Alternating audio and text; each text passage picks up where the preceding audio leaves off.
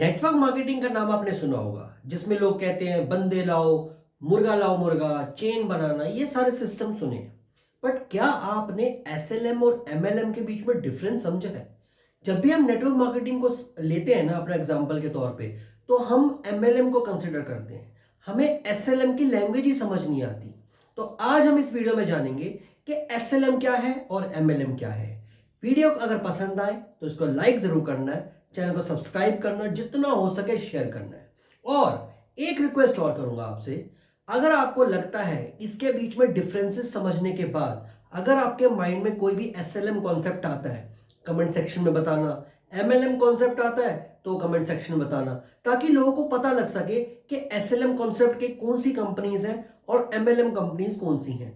आपको कंपनीज के साथ साथ आपको उसका नाम ये लिखना होगा, वो एसएलएम है या एमएलएम है। तो चलिए वीडियो को शुरू करते हैं और जानते हैं दोनों के बीच में डिफरेंस।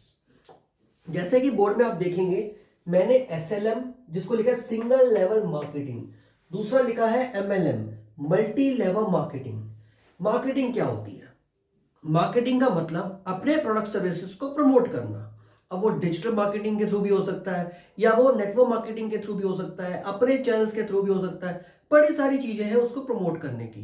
बट ये मेथड्स क्या हैं? इन मेथड्स को हम कहीं ना कहीं एक रॉन्ग पर्सपेक्टिव से देखते हैं, इनको हम गलत तरीके से देखते हैं। बट आज हम इनको डिटेल में जानेंगे कि ये कॉन्सेप्ट एक्चुअली है क्या। एसएलएम यानी सिंगल लेवल मार्केटिंग, नाम से अगर आपको पता लगे सिंगल लेवल, एक ही लेवल पे जाके खत्म हो जाता है। एमएलएम यानी multi level marketing, multi levels, एक लेवल में नहीं काफी सारे लेवल्स के थ्रू आपको कमीशंस अर्न होती है। देखो, बिजनेस की एक सिंपल सी लैंग्वेज है। आपने प्रोडक्ट सर्विसेज को बेचा, चाहे वो कॉल्स के थ्रू हो या वो मार्केटिंग में किसी को मान लो पर्सनली जाके बेचा हो, आपने प्रमोशंस किए हो, किसी भी तरीके से एडवर्टीजमेंट लगा दी, ये जी हमारा जूस कॉर्नर है, यहाँ पे आइए बहुत बढ़िया जूस मिलेगा। वो एडवर्टीजमेंट भी आपके लिए कस्टमर्स ही लेके आ रहा है। तो इन शॉर्ट इस मॉडल में भी आपको कस्टमर्स ही लाने हैं। वो किसी भी तरीके से हो सकते हैं। बट आज जो मार्केटिंग के हम दो कॉन्सेप्ट को समझेंगे, ध्यान रखना, ऐसी कंपनीज के नाम खोजने शुरू करना। रीजन, मैं इन कंपनीज इनके बारे में मॉडल के बारे में क्यों समझा रहा हूं, क्योंकि इन कंपनीज में इन मॉडल्स में सबसे ज्यादा फ्रॉड होता है। सबसे ज्यादा साइकोलॉजिकल ट्रैप, सबसे ज्यादा साइकोलॉजिकल धोखा आपको इन कंपनीज में मिलेगा, इन बिजनेस मॉडल में मिलेगा। अगर आप एक दुकान खोल रहे हैं और दुकान खोल के आपके पास कस्टमर्स आ रहे हैं, आपने उसको दिया प्रोडक्ट सर्विसेज। एग्जाम्पल के तौर पे चलिए एक स्टेशनरी शॉप का एग्जाम्पल लेते हैं। आपके पास कोई कस्टमर आया, कोई पर्सन आया, उन्होंने कहा जी मुझे एक रजिस्टर चाहिए। आपने उसको रजिस्टर दिया। अब वो 20 रुपए का भी हो सकता है, 30 का भी, 40 का भी, 100 का भी, कुछ भी हो सकता है। जो कस्टमर ने डिमांड करी, उस पर्सन ने डिमांड करी और उसने लिया आपसे, आपने उससे पैसे लिए और वो चला गया। उसमें जो आपका प्रॉफिट बचेगा वो सीधा सीधा आपका प्रॉफिट होगा। आपने रजिस्टर की जो कॉस्ट होगी वो आ गया, आपने कंपनीज को दे दी जिसने मैन्युफैक्चरिंग करी है। सिंपल सा कॉन्सेप्ट। इनमें क्या होता है, ये जो प्रमोशंस का तरीका होता है ना, यहां पे जो मिडिल पर्सन होता है ना, वो जाके आगे सेलिंग करता है। और वो सेलिंग के टाइम कंपनीज की वैल्यूज को, कंपनीज की पॉलिसीज को कितना दर्शाता है दूसरे पर्सन को, यही सबसे बड़ा इसका लूप होल है। यहां पे कंपनीज प्रॉपरली ट्रैक नहीं कर पाती। अब डिपेंडेंसी क्या आती है? क्या कंपनी का ओनर जिसने कॉन्सेप्ट को डेवलप किया, क्या उसने डेवलपमेंट में सही तरीके से मॉनिटर की कोशिश की कि नहीं की? ये सारी चीज कमियां खामियां ये हमें देखनी होती हैं। अब कोई भी बिजनेस मॉडल होगा, इनिशियली तो ओनर ही डिजाइन करेगा। ओनर के बाद जब उसके आगे एम्प्लॉयज आएंगे या उसमें बिजनेस पार्टनर्स आएंगे, बिजनेस ओनर्स आएंगे या उसको फ्रेंचाइज मॉडल में कन्वर्ट करेंगे, कोई भी एक मॉडल हो सकता है। अगर वो सब करते हैं तो उसमें किस तरीके से उनकी बातें आगे रखी जाती हैं, ये डिपेंडेंसी एक ओनर के हाथ में, क्योंकि ओनर ने शुरुआत करी है। तो अब देखो, एक सिंपल सा एक डायग्राम बनाऊंगा, बहुत ही सिंपल है, आप में से कोई भी बना सकता है। तो आप समझने की कोशिश करना, क्या ये सिंगल लेवल मार्केटिंग है या नहीं है। एक ओनर ने शुरुआत करी, इसको हम लेंगे ओनर, ठीक है। इधर भी एक ओनर ने शुरुआत करी, ओनर, दोनों तरफ एक ओनर ही शुरुआत कर रहे हैं। इनको टर्म दे दो ए, ठीक है। दोनों कंपनीज में, दोनों में टर्म। सिंगल लेवल में क्या होगा, ओनर कहेगा मैं तुम्हें एक अपॉर्चुनिटी देता हूं, प्रोडक्ट सर्विसेज को बेचो, प्रमोट करो, मेरा मेंबरशिप कॉन्सेप्ट बेचो, प्रमोट करो, मैं तुम्हें कमीशंस दूंगा। इसमें भी सेम चीज यही कही जाती है, बट यहां पे इंट्रोड्यूस हो जाते हैं लेवल्स। यहां पे लेवल्स नहीं आते, यहां पे फ्री रहता है कोई, यहां पे हर कोई फ्री रहता है। जैसे कि इन्होंने 2% ढूंढे, अपने खास दोस्त या फैमिली मेंबर, कोई भी हो सकते हैं, वो हो सकता है बी, हो सकता है सी, ठीक है, इनको बेचा, इन दोनों को प्रोडक्ट बेचा। अब मान लो प्रोडक्ट की कॉस्ट है एग्जांपल के लिए 40,000, ठीक है। इन्होंने बोला ओनर ने कि मैं तुम्हें आगे सेलिंग पे तुम्हें मैं कमीशन दूंगा। ये तीनों आपस में एक लेग सिस्टम में नहीं जुड़े हैं। जैसे आपने अगर नेटवर्क मार्केटिंग में सुना हो लेफ्ट राइट का कॉन्सेप्ट, आपने 3 लेग सिस्टम, मैट्रिक्स प्लान, कई सारे लेग सिस्टम सुने होंगे। ये लेग सिस्टम नहीं है, ये फ्री फॉल है। यानी कोई भी कहीं भी बेचेगा, वो बेचता जाएगा, वो एक नेटवर्क सिस्टम बन जाएगा। तो कहीं ना कहीं ये नेटवर्क मार्केटिंग मॉडल ही है।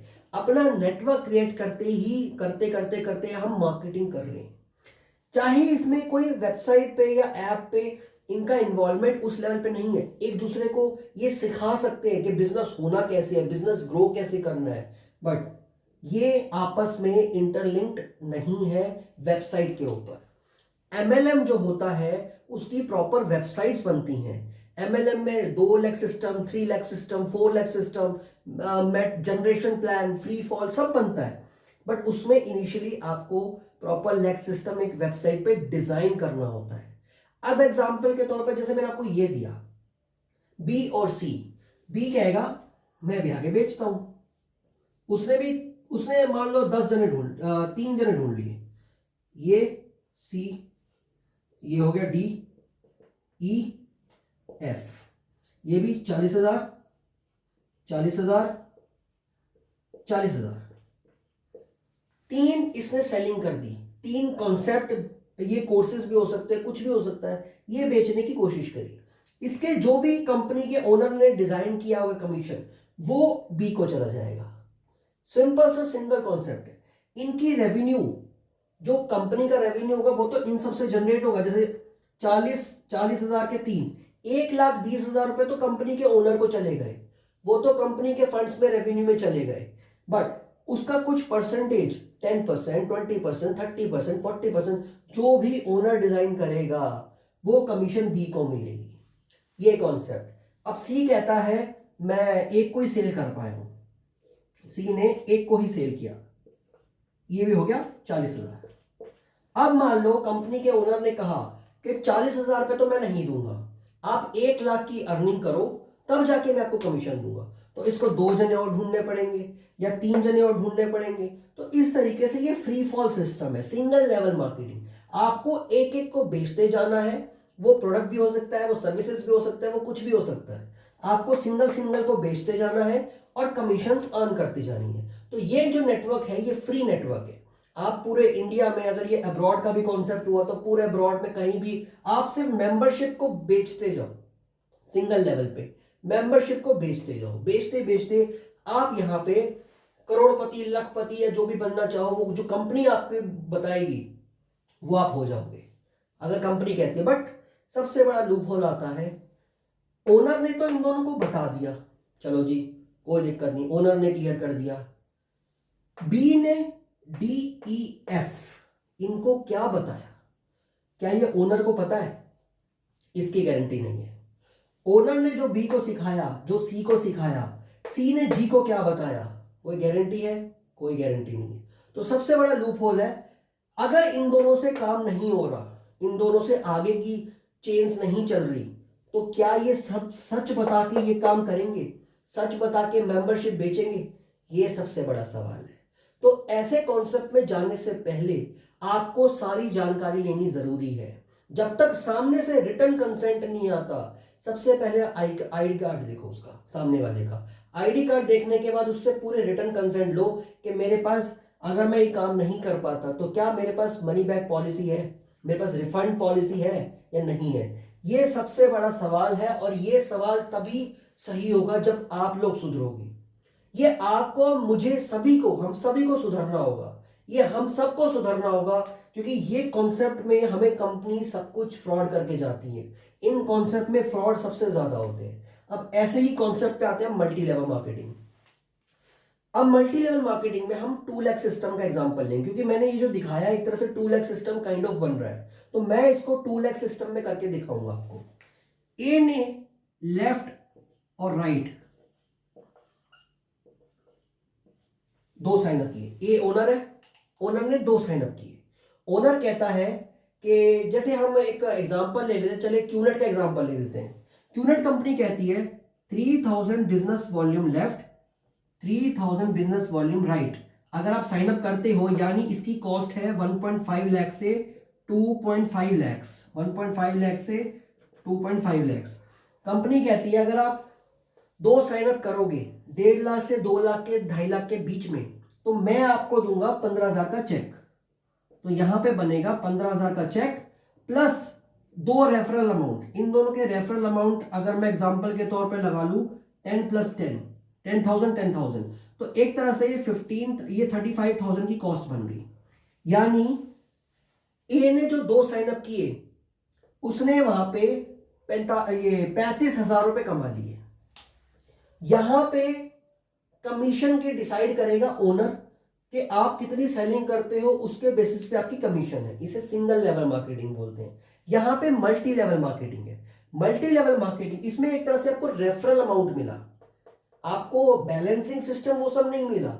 ये इस सिस्टम का सबसे बड़ा लूप होल है कि यहाँ पे सिर्फ रेफरल सिस्टम मिलेगा। मल्टी लेवल मार्केटिंग में आपको 2 टाइप की सिस्टम्स मिल जाती हैं। एक रेफरल कमीशन, जैसे रेफरल कमीशन अगर मैं 1.5 से 2.5 लाख वाले का रेफरल कमीशन समझूं कि 10,000 10,000 10,000 10,000 20,000 रुपए ये हो गया, प्लस दोनों का स्टेप कमीशन, यानी दोनों का इक्वल करने का कमीशन, जो कंपनी का क्राइटेरिया होता है। अलग अलग कंपनीज का, वेस्टीज में अलग है, किसी और कंपनी में अलग है। ये मैं क्यूनेट का एग्जांपल लेके चल रहा हूं। तो यहां पे 35,000 रुपए कमा लिए 2 साइन अप करके, और यहां पे उसको 3 साइन अप करने पड़े, यानी 3 मेंबरशिप्स करनी पड़ी। यहां प्रोडक्ट सर्विसेज, ये जो बी और सी लेंगे वो भी प्रोडक्ट सर्विसेज ही लेंगे। उस कंपनी पे डिपेंड करेगा वो क्या प्रोडक्ट सर्विसेज बेच रही है।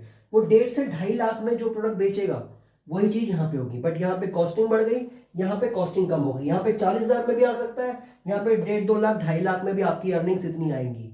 तो आपको समझना क्या है, इसके बाद इसकी आगे कैसे बढ़ेगा। बी 2 साइन अप करेगा, सी 2 साइन अप करेगा।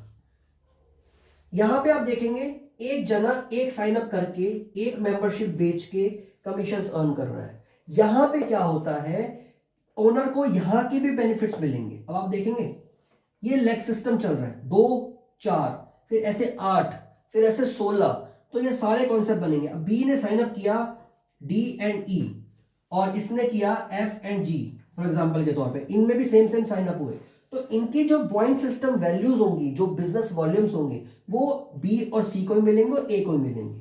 तो यहां पे मल्टीपल लेवल्स हो जाते हैं। यहां पे क्या होता है कि ए को इनके आने से भी फायदा होता है, ए को इनके आने से यहां पे फायदा नहीं होगा। डी ई एफ जी अगर साइन अप हो रहे हैं, मेंबरशिप ले रहे हैं, तो उससे ए को फायदा नहीं होगा। ए अगर ओनर है तो वो एक अलग फायदा है, वो तो कंपनी का पूरी रेवेन्यू देखता है, बट जी के आने से बी को फायदा नहीं होने वाला, डी ई एफ का फायदा सी को नहीं होने वाला। बट यहां पे क्या है, डी ई का फायदा बी को भी मिलेगा, ए को भी मिलेगा, एफ और जी का फायदा सी को भी मिलेगा, ए को भी मिलेगा। बस ये होता है सिंगल लेवल मार्केटिंग और मल्टी लेवल मार्केटिंग। यहां पे अलग अलग मेंबरशिप बांटनी होती है, यहां मिलके एक टीम में मेंबरशिप्स को बांटना होता है। प्रोडक्ट सर्विसेज कुछ भी हो सकते हैं, कोर्सेज भी हो सकते हैं, कोई फिजिकल प्रोडक्ट्स भी हो सकता है, सर्विसेज एज अ टीचिंग भी हो सकता है, मेंबरशिप्स भी हो सकता है कि हम बिजनेस, यहाँ पे बिजनेस के कॉन्सेप्ट भी ट्रेन हो सकते हैं, कोचिंग कोर्सेज भी हो सकते हैं, कुछ भी हो सकते हैं इसमें। ये आपको जज करना है। अगर आपके माइंड में कोई ऐसा कॉन्सेप्ट आ रहा है, मेरे को लगता है बहुत सिंपल वे में मैंने आपको समझाने की कोशिश की है।